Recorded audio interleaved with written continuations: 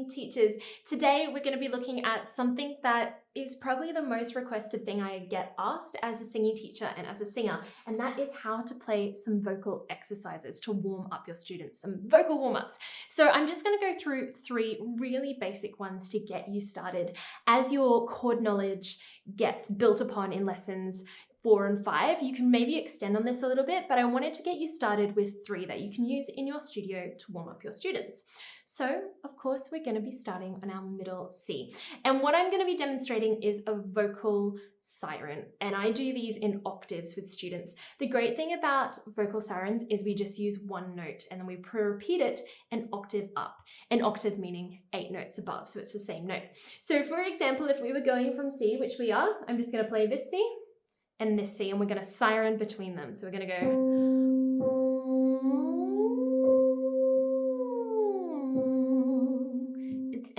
It is as simple as that. And then we can move it up or down. Now, the problem with this exercise is because you're just playing 2 notes, sometimes students can exactly mirror what you're doing on the piano, which is not what we want. We can get a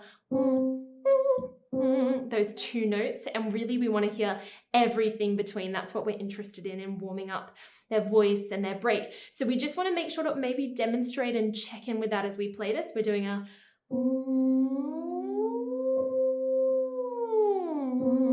and that note on the top is really just to anchor them to what they're aiming for. So you probably catch them at the top of that vocal siren. And then as we're doing the warm-up, we'd probably just move up to the next note. Again, if we're starting on a D, we're just going to be doing that D an octave up. I'm using 1st and 5th finger. You don't have to, but that's probably a nice, easy way to do it. But again, if you're super beginner and we're still like developing these intrinsic muscles that is piano, we could just do a as simple as that. Now, I've started on middle C, which actually tends not to be a bad place to start for, our mezzos or altos or sopranos. For an alto, I probably would start a little bit lower, maybe on an A or a G. But if you're working with a lower voice, like we're talking our baritones, our basses, our tenors even, we might want to start the octave below.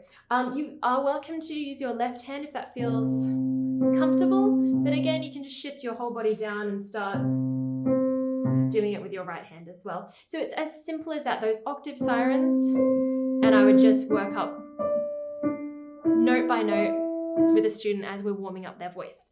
Now we're going to get onto something a little bit trickier. We're going to learn how to play a 5-note scale, and we're going to be doing this in the key of C major because it doesn't have any sharps or flats in it. By that I mean these black notes, which makes it far more complicated. But my idea is if you learn how to play this scale in C major, you can demonstrate to the student what that scale sounds like, and they can repeat it back to you in any key. So let's say we're starting in middle C, like we are. The finger pattern that we're using, nice and simple, 1, 2, 3, 4, 5, 4, 3, 2, 1. So it's going to sound like this. And a singer can do that on a vowel, on a semi-occluded sound, like we could do E. We could do it on, something semi-occluded.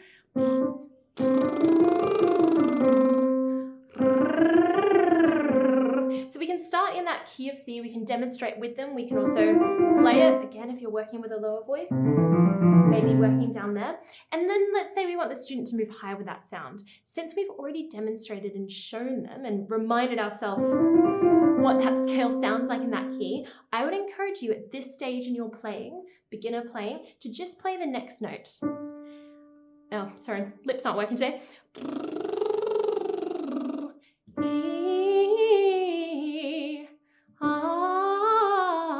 Moving up. Oh, lips.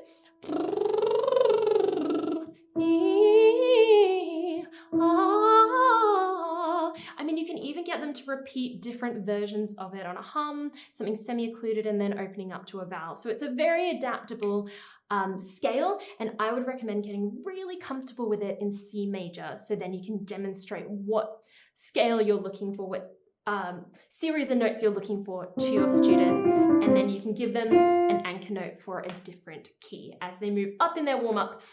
Okay, last one, moving slightly on top of that idea of the 5-note scale, we're going to learn a 8-note scale.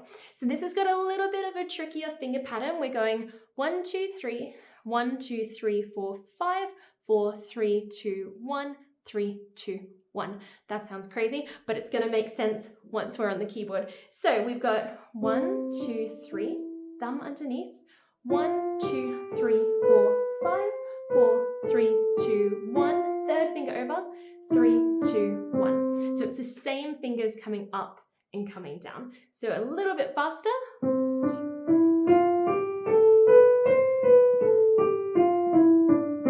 And just like our other scale, our shorter scale, we can do that on an E, an R, a hum, anything you want. So we could do a series of them. We could do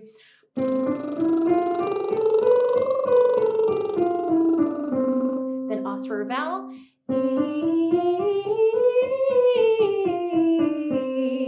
And then let's say we want to move that scale up, we'd give them the next note up.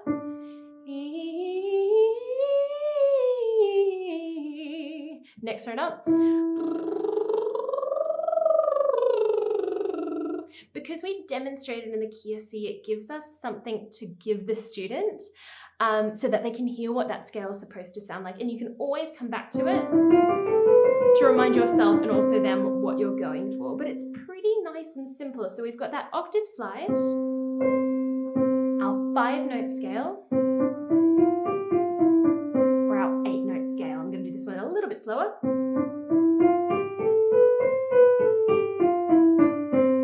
Again, all of these can be played down the octave for your lower voices. So that's just some really basic singing warm-ups to get you started. And again, that is something you would be able to extend and support more as we get familiar with your major chords, which we're going to be doing in this course as well. But just something to get you started.